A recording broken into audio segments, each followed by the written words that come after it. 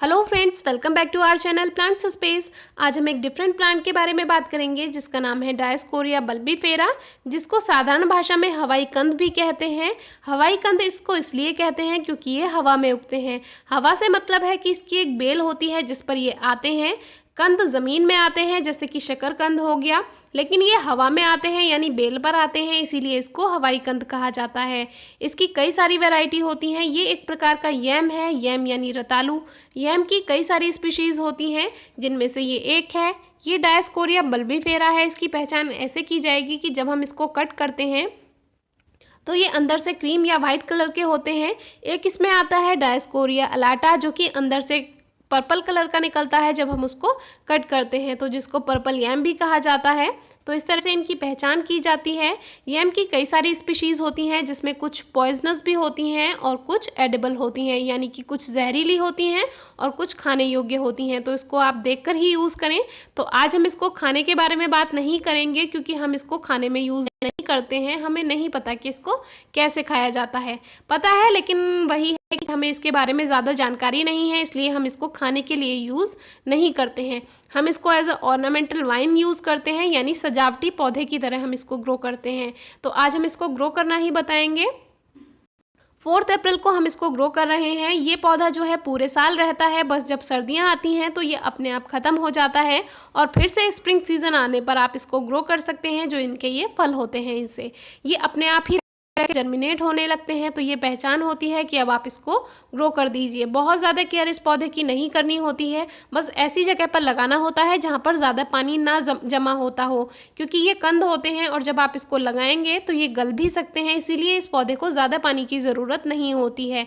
Semi shade में भी ये ईजिली ग्रो हो जाते हैं जहाँ पर हल्की धूप आती है। तो इस तरह से यहाँ पर भी ये ग्रो कर सकते हैं आप। तो इसको बिल्कुल ऐसे ही आप चलाइए जैसे कि आप दूसरी वाइन्स चलाते हैं, जो कि हमने शेयर की है। एक पर्पल वाइन जो कि स्वीट पोटैटो वाइन होती है, उसी की तरह आप इसको ग्रो कर सकते हैं। बहुत ज़्यादा धूप में भी लगा सकते हैं, सेमी शेड में भी लगा सकते हैं। तो काफ़ी खूबसूरत बेल होती है, इसको आपको ज़रूर लगाना चाहिए एज अ ऑर्नामेंटल वाइन। बहुत खूबसूरत पौधा है ये।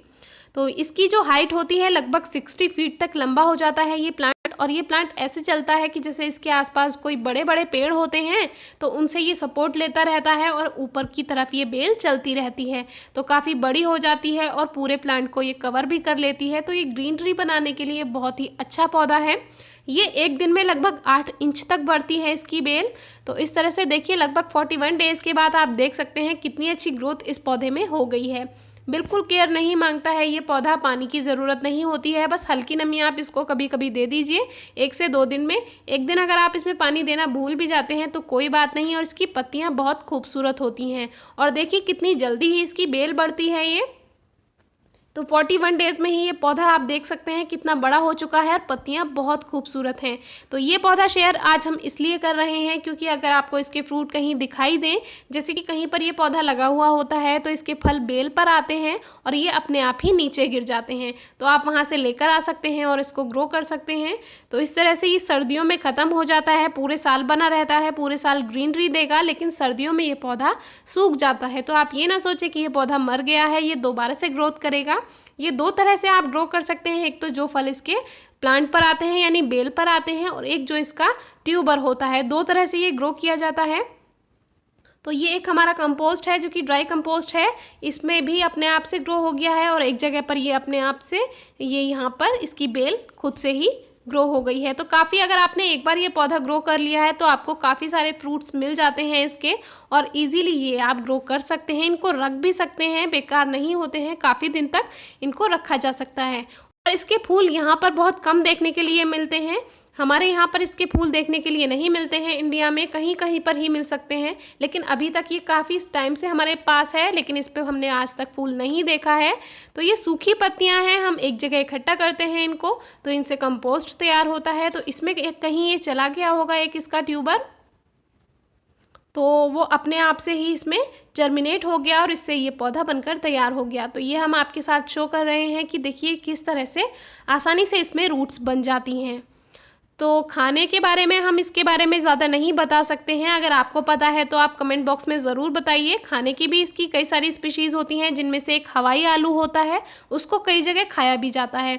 तो इसमें हल्का कड़वापन होता है और जो हल्का जहर भी होता है इसमें, कुछ लोग कहते हैं कि ये पॉइजनस होता है, तो वो पकाने के बाद ख़त्म हो जाता है। ऐसा हमने सिर्फ सुना है, इसलिए हम बिल्कुल श्योर नहीं हैं इसके बारे में।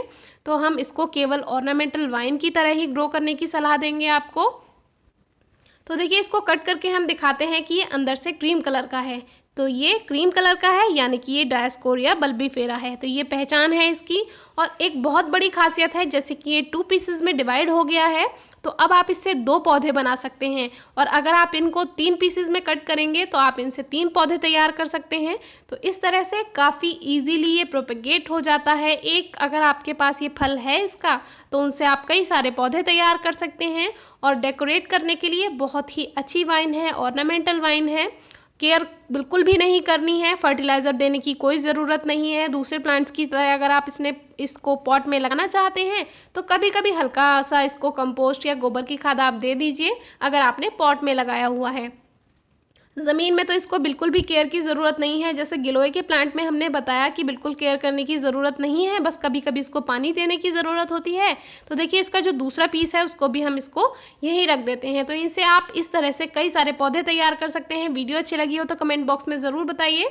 कोई क्वेरी है, क्वेश्चन है तो कमेंट बॉक्स में पूछिए, फेसबुक या इंस्टाग्राम पेज पर पूछिए। Thank you.